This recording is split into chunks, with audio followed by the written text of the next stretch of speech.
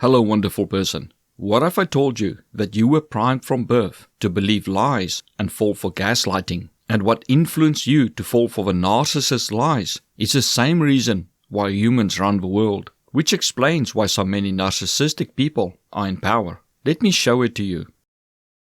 Why humans run the world. Chimpanzees and many other animals can work flexibly, that is on their own and in small groups. They can adapt fast to changes in their environment and can take action to further their own goals. But they cannot work together in the thousands or millions for the greater good of their species. A chimpanzee will not sacrifice its life for another chimpanzee that he does not know.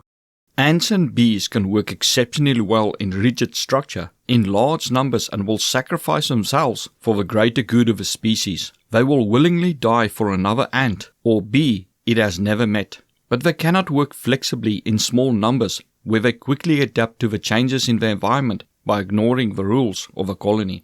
Humans are the only creature that can work both flexibly in small numbers and in a rigid structure in the millions at the same time. We can at a moment's notice go from looking to our own needs and adapting to our environment to working against our own needs and even giving our lives for the greater good of a species and other humans who may not even have been born yet. But why can we bridge the gap and not other animals? What makes us so special? How humans manage it. Imagination. We alone can create and live in multiple mental realities at the same time. And we alone can take action based on a story we believe. All other animals use language to describe their current reality. A chimpanzee may say, "Look, there's a lion," or "Give me your orange for my 2 bananas." But try getting a chimpanzee to give you its bananas in exchange for orange seeds with a promise that if they plant the seeds and water them, they may get an orange tree in the future. The chimpanzee cannot envision or imagine it happening and will just tell you, "You're crazy. What do you think I am, human?" With this ability to imagine and then live in an alternate reality with the real world, we can come up with concepts such as money. The paper or coins that represent money has no intrinsic value. It has perceived value because we give it value and everyone believes it. So you can look at the real world and know that a $10 bill is actually itself worthless. But also know and believe that you can go and buy stuff with it because we all agree with that concept. We can also come up with other mental concepts such as human rights, honor, rules and laws. That is why these things differ from country to country and not everyone agrees on the same concepts. So without knowing it, you have been conditioned to believe things that are not real while treating them as if they are real, such as human rights that do not exist but are only ideas most people agree upon. Or take for instance Google. We treat it as if it is real, but it's just a concept. You cannot hold Google itself or touch it. Stories. With imagination, we are able to create stories in our minds. These stories can inspire us to endure hardships, such as you imagining yourself as a qualified doctor in the future can help you endure years of study. But you can also buy a story from someone else where they ask you to do something for them now, such as give them money, and then in the future they will do something for you, such as bake a cake for you. We humans have become so used to buying stories that we rarely buy reality anymore. Did you buy the clothes you have because they looked good hanging on a hanger in the shop? Or because you created a story in your mind of how good you are going to look in those clothes? Do you buy a car because it looks good on the showroom floor? Or because you were sold a story by the salesperson about how happy the car is going to make you? How we use stories for mate selection. When you meet someone, say in a bar, you don't say, "Wow, I want to spend the rest of my life with this person in this bar." No, you listen to their stories, such as them saying they are going to become a doctor or pilot, or they are a lawyer and will one day have their own business. And then you imagine your story of what you want to be merging with their story. And if this new story sounds exciting to you, you are interested in the person. Sometimes we even assume things about people and make up stories for them based on how they look and dress and behave. This story merging often works by getting people who hold compatible stories of what they imagine their future to be like together as a couple. Unfortunately, it is also how narcissists get you to believe their lies and gaslighting. How narcissists hijack the system. For humans to be able to work on a global level, there's a need to believe other people's stories without proof. You go to the store and buy, say, a tablet stand without even knowing the people who made it or the materials they used. Yet you believe a story they sell you on their packaging of how this item is going to make you happy and solve your problem. And for the most part, it works because on average, most people are honest in what they are selling. When you meet someone for the first time or text them, you already start selling yourself to them and they to you. You must say that you love hiking and watching science fiction movies while eating pizza with a hope that they too like it. If they do, you start building an alternative reality in your mind of a future where you take hikes together or cuddle up on the couch watching science fiction movies while eating pizza. And for the most part, you accept the stories they tell you without much proof.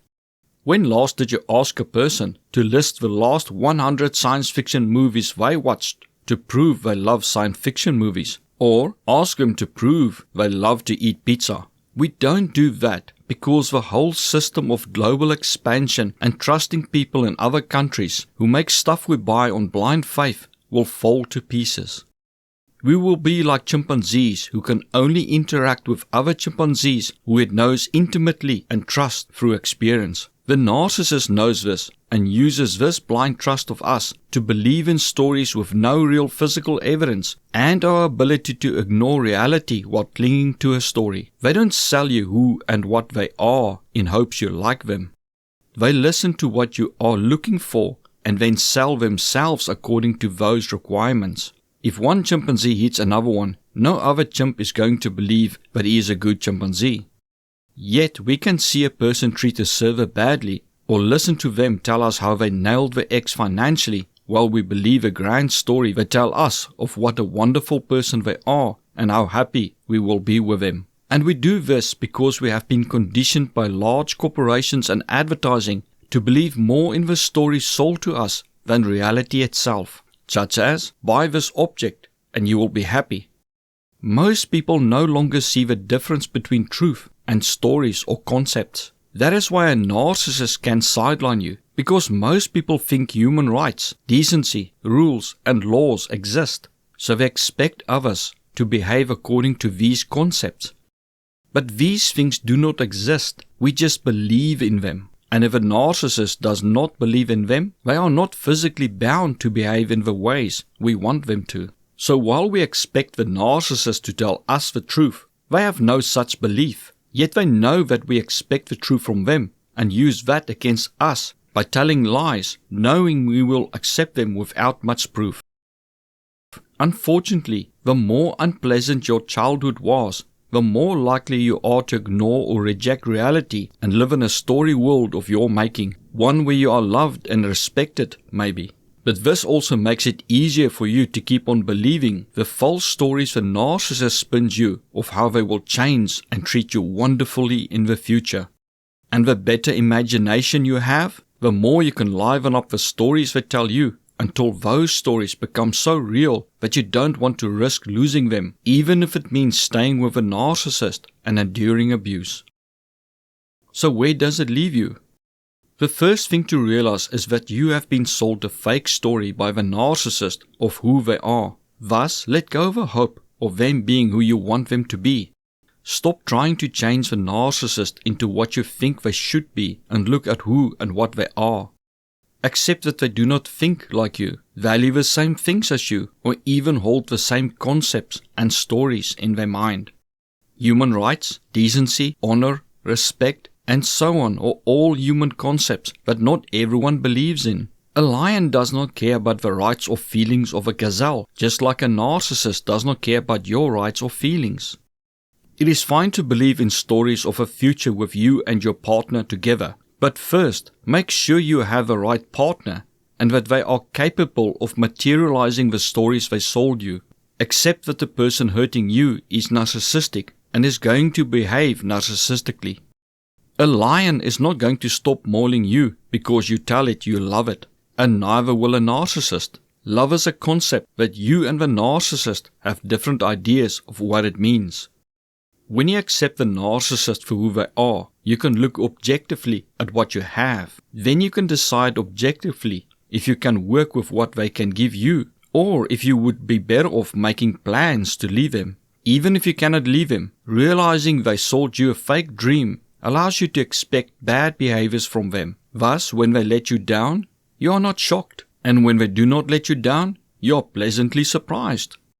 Give your imagination a break and look at the narcissist for who they are. A broken person that you cannot fix, and someone who does not think like you or value the things you value. And know that you did not fall for their lies because you were stupid, but because you were conditioned from a child to believe other people's stories without proof and to expect that other people believe in the same concepts as you and adhere to the same rules as you. But now you know better.